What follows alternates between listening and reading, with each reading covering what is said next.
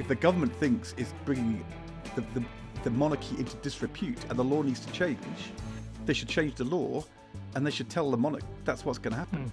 Maybe there needs to be some way to get Andrew out of the country. Keir Starmer doesn't just need to read the Riot Act. He needs to look closely on the inside and say, why do these things keep happening like this? What is it? Money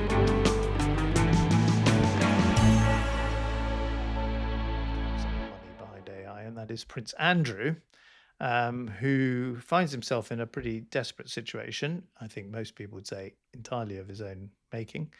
And he finds himself now essentially sort of trapped in this house in Windsor, which he has on literally a peppercorn rent. I didn't know such a thing, in fact, meant you only had to pay a physical peppercorn a year. But that apparently is what the Royal Lodge in the Great Windsor Park that he lives in that's the payment he has to make every year to the Crown Estate. He's holed up there. He has long been had his various sort of royal duties taken away from him by the late Queen. And now his brother's the monarch. And in the last couple of days, he has volunteered, I imagine in heavy inverted commas, volunteered to get rid of his various titles, including the Dukedom of York and his position as a member of the Order of the Garter. But is that enough?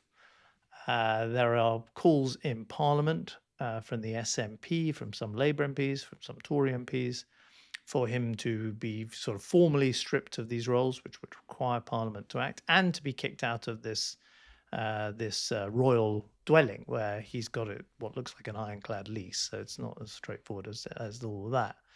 And we should just say all of this has been kicked off. This sort of latest round of scrutiny of Andrew has been kicked off by the posthumous publication of Virginia Jeffrey's book. She, of course, was the young lady who says that she was preyed upon by Epstein and by Epstein's guests, including Prince Andrew. She committed suicide tragically earlier this year, and her book comes out and makes very specific allegations about Andrew. So obviously there's we could talk about a lot of things. Should we just start with what should the royal family do about Andrew? And indeed, if Andrew was trying to help the royal family, what should he do now? I think it is the end of the road for Prince Andrew now, and I think the king was generous in allowing him voluntarily to give up his titles. But the allegation in this posthumous memoir that he had sex 3 times with Virginia Giuffre, allegations which of course he denies, but the weight of evidence about his contacts with Epstein is so terrible. He was always the playboy prince. I had a lot of dealings with him when I was at the Treasury. He was the trade envoy, and he was effective at going around the world, especially in the Middle East, making contact with kings and princes and doing the government's work, and that was a source of income for him. But at that time, the playboy prince was up to the pranks of a young man. I mean, this is materially different. It's so morally reprehensible. And although it was actually, these things were happening at the same time.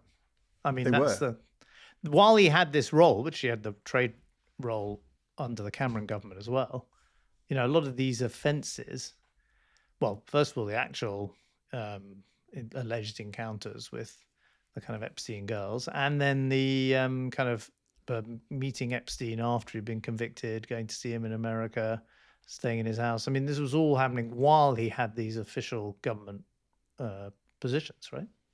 That is right. And as the evidence has emerged about what was actually happening and what Epstein had been doing, and his position has become untenable.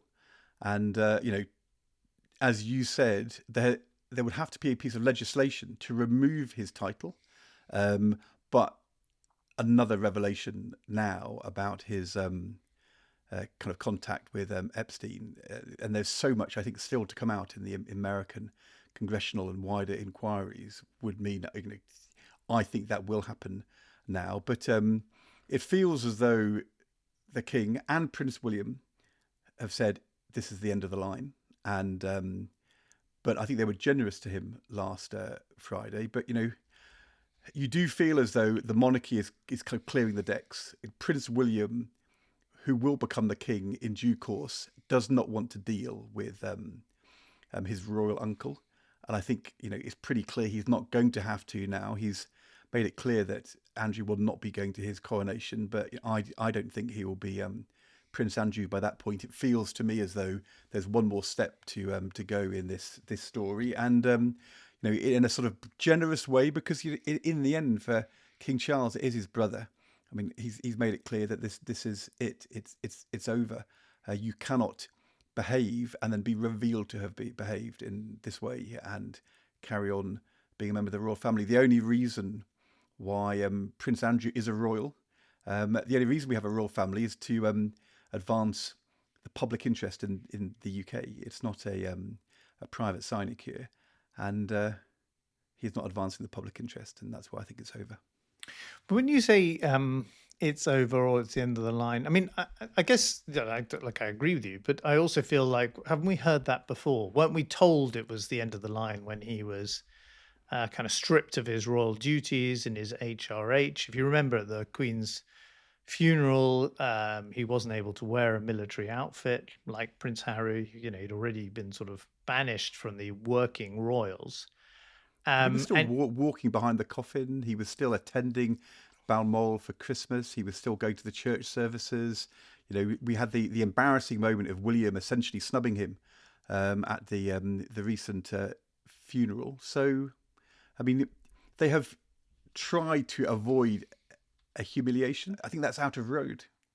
Yeah, but how do you actually draw the line on this? I mean, he's still very much alive, right? He's got to live somewhere, and he's got to live on something.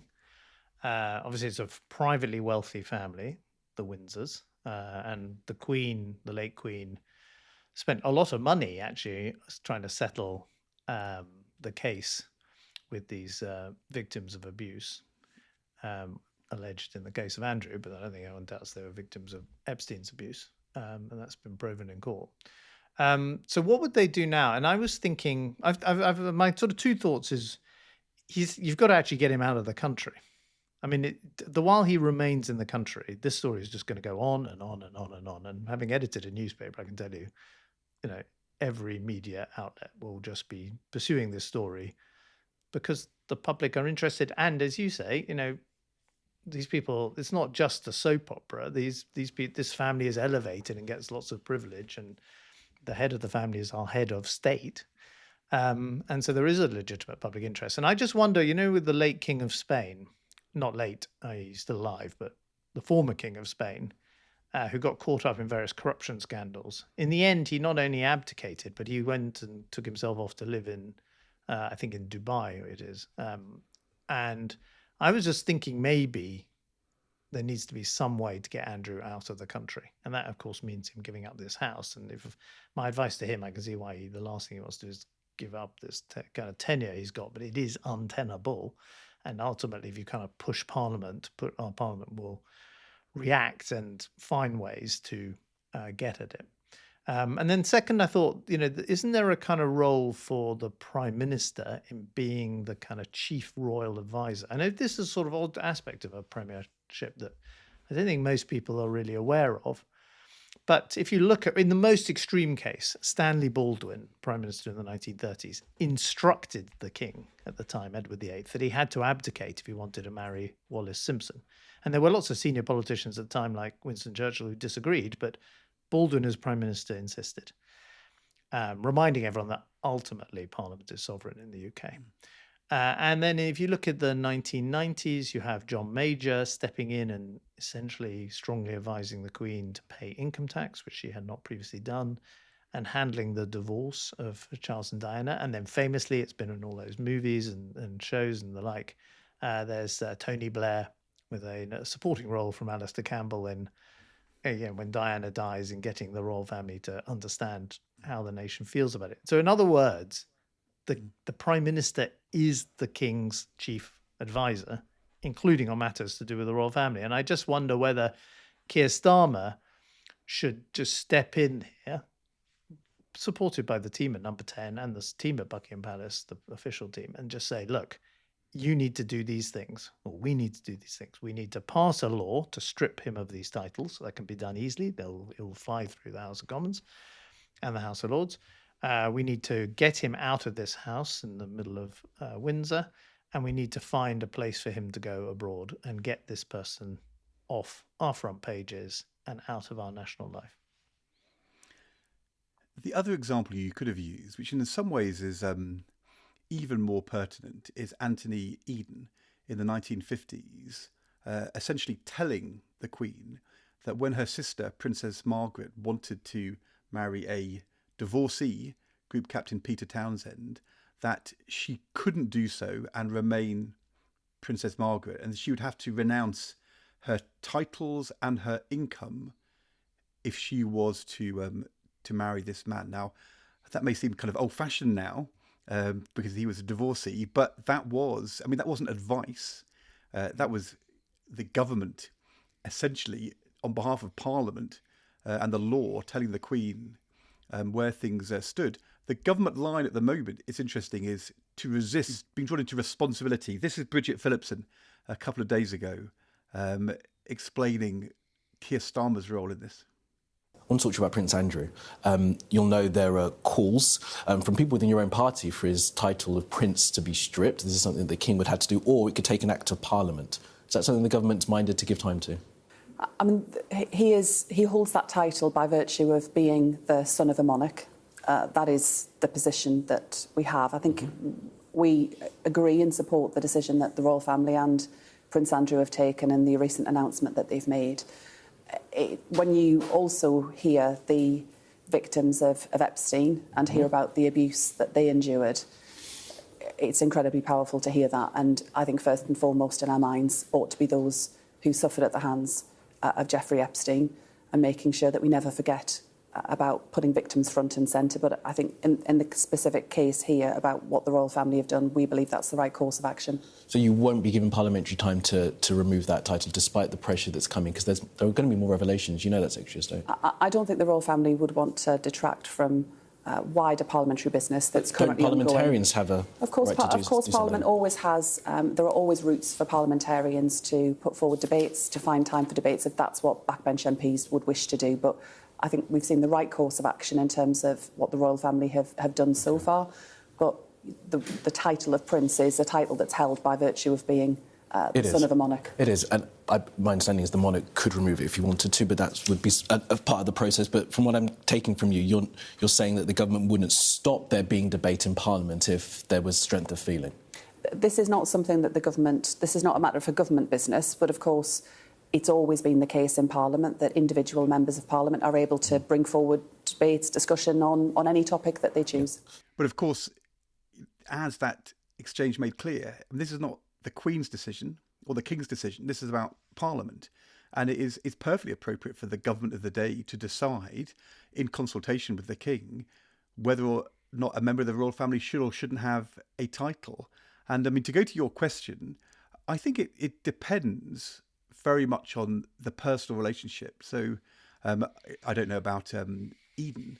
But in the case of John Major, he clearly had established a personal relationship. By the way, Ed, I'm just looking up. Eden was himself divorced when he gave that advice. Well, but he was undoubtedly reflecting the view of the cabinet, and you know, John Major was, I believe, in a personal way, advising the Queen. Tony Blair probably had not a deep relationship at that point with the monarch. This was only a few months after he'd become Prime Minister, but you know, he saw the opportunity and decided, I think, to give good advice to the Queen in 1997 about returning from Balmoral to Buckingham Palace. I don't know if Keir Starmer has the kind of personal relationship with the King at this stage which allows him to have that kind of candid conversation. But what we do know is that those conversations will be being had between Keir Starmer's advisors, the civil servants around him, and the King's advisors, the civil servants around him.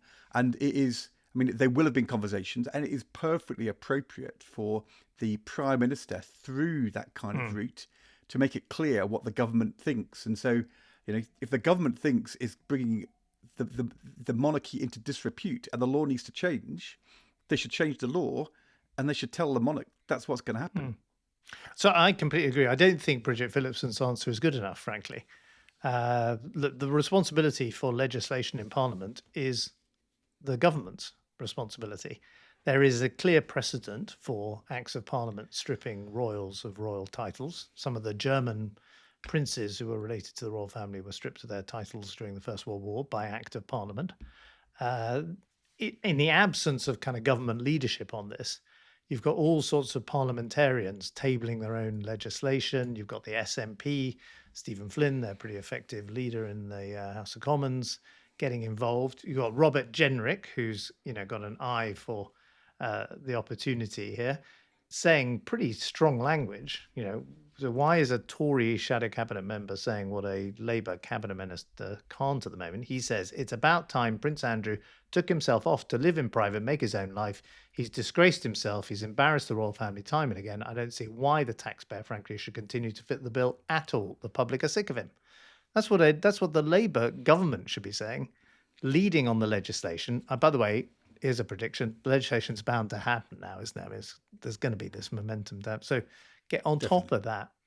And there'll be another catalytic moment. That's what I mean by the end of the road. There's no, something else is going to happen, right, and that will now be the moment. But then, that is, it may not be the main thing that Number 10 wants to be focused on at the moment. They've got the budget, they've got, obviously all the challenges in domestic public services, international relations, but, that is part of the job in a monarchy. And it just reminds me that I remember there was a kind of curious moment in British history in 1974 where Ted Heath had sort of semi-won the 74 election, or won the most votes but not the most seats, and sort of wanted to stay and see if he could form a government. And 3 people went for a walk in the park, St James's Park, to decide whether Heath could remain or whether Harold Wilson should be invited to be the Prime Minister by the then Queen. And the 3 people were the Prime Minister's principal private secretary, the Queen's principal private secretary, and the Cabinet Secretary. And these 3 men at the time basically were the British Constitution, the official sort of guardians of the British Constitution. And so it does also then draw into the conversation who coordinates these things in Number 10 right now. So we've got a new PPS coming in who is very effective. We have the team in Buckingham Palace, who's also, I know them and they're pretty effective. And then you have the Cabinet Secretary, Chris Wormold, who is a very decent person, man of real integrity and lifelong public service. But when he was appointed Cabinet Secretary 10 months ago, on this show, we discussed it. And we said he was an odd choice because there were 3 other candidates. Ollie Robbins, now at the Foreign Office, head of the Foreign Office. Antonio Romeo, who's now gone to the Home Office as Permanent Secretary. And Tamara Finkelstein, who's just retired from the civil service. 3 people personally known to me and you, all of whom would have been excellent candidates, all dynamic in their different ways. They chose Chris, and we said that's a pretty conservative choice. And now, sure enough, 10 months later, just 10 months, by the way, think of all the kind of churn we've had in Downing Street. 10 months later, we have overnight, don't we, in the Times newspaper, people clearly in Number 10 briefing against their choice of Cabinet Secretary. And it sort of begs the question, how you expect anything to get done in Number 10 if you can't settle on your core team that is going to deliver the Starmer agenda? The truth is, it's absolutely staggering. It's not on the front page of the Times. It's on the inside of the paper. Great scoop by Patrick Maguire, Gabriel Pogren, but lots of Number 10 sourcing. I mean, this is clearly a very well-sourced story. And as you say, I mean, what are the public, if they read about this, or civil servants, senior civil servants, former civil servants to make of this? You had a Number 10, which has had, a pretty rocky first 15 months. And Chris Wormold was brought in to sort this out. And, a sense of the public thinking, do they really know what their strategy is? The expenses problems, the U-turns on the winter allowance, on welfare reform, a lot of relaunches, a reshuffle which was a bit messy. And then suddenly you have a story appears, which is that it's the cabinet secretary's fault. The guy they appointed just a few months ago is now to be the fall guy and get the blame for everything which has gone wrong. And I mean, it's astounding, really. I mean, it's so immature and ill-disciplined, and it just feels kind of people who are out of their depth. I mean, you can't talk to the newspapers about the cabinet secretary and say he's going to be replaced imminently in a few months' time and blame him for everything which has gone wrong and think that people are going to respect that or even kind of believe it. If you're a former cabinet secretary talking to another former cabinet secretary, what would you say about this operation at the moment? I was asking around some former senior civil servants, and I got this. I went, obviously I'll keep it anonymous, but this is what they said to me. A consistent pattern has now emerged from the Starmer operation. Starmer appoints someone like Sue Gray, his former PPS, Liz Lloyd, the endless comms directors, and he promises radical change or grown-up government. Within months, other people in the operation start briefing against him. A few months later, Starmer fires them. The cycle begins all over again. And that tells us several things. One is Starmer has terrible judgment about who to appoint. Two, he allows a culture of briefing against each other. And three, he has no loyalty to anyone. It's appalling, disgraceful behaviour from a Prime Minister who turns out to be alarmingly like Boris when it comes to his treatment of people. So that is from a very senior former official. And, look, I actually have been trying to give the very best interpretation of how Keir Starmer conducts himself as Prime Minister. And I think he's brought, some stability to British governments after all the Prime Ministers came and go in the previous period. I like what he's been doing on the international stage. But he is now his third or fourth attempt at trying to fix a kind of home team in Downing Street to get things done. So he's appointed a PPS, fired that PPS. Now there's a new PPS. He appointed a chief of staff. Now he's got Morgan McSweeney as his chief of staff. He's got several iterations of comms directors. He had his new cabinet secretary. Now, just months later, they're briefing against his cabinet secretary. That is actually no way to get things done in government. And it means it's, when you talk about the delivery phase of the government, you can't deliver anything if the core operation at the centre of number 10 is so chaotic and so unsettled and the dirty linen is all being washed in public. It feels like the student union elected executives appointed the bar manager 4 months ago and now have decided he's a bit of a square and they want to throw him out. I mean, it's that juvenile a way to behave about the cabinet secretary who, as you said, is the most senior civil servant and needs to be the person who's holding the ring in Whitehall and with Parliament and also with the Crown at crucial moments. You can't behave like this. And I'm sure Keir Starmer is appalled to read this in the newspapers. I mean, it's not the first time, but he'll be appalled to read it in the newspapers. Louise Casey, who crops up in the story. Louise Casey, who is the non-executive in number 10. And she's also now doing the grooming gangs. And she's also sorting out the reshuffle. And she's also, by the way, supposed to be doing a review of social care, which as far as I can see hasn't really got going yet. She's also in the story. She'll be appalled at her name being dragged into this. But what a way to try and inspire and lead and give your government direction. So Keir Starmer doesn't just need to read the Riot Act. He needs to look closely on the inside and say, why do these things keep happening like this? What is it? Well, they're ultimately his responsibility. Operation. I mean, it's the ultimate responsibility of the Prime Minister to put together a team. And if you think of if you look at the team you work with around Gordon Brown, if you look at the team that Tony Blair assembled, you look at the Cameron team or the Thatcher team, I mean, that is when it was at its best in all those administrations or in the Brown chancellorship, they were strong. There was, the power of the politician was massively amplified by having a strong, consistent, loyal team around him. Anyway, we note this. It's only been, these are early straws in the wind of yet more trouble at number 10.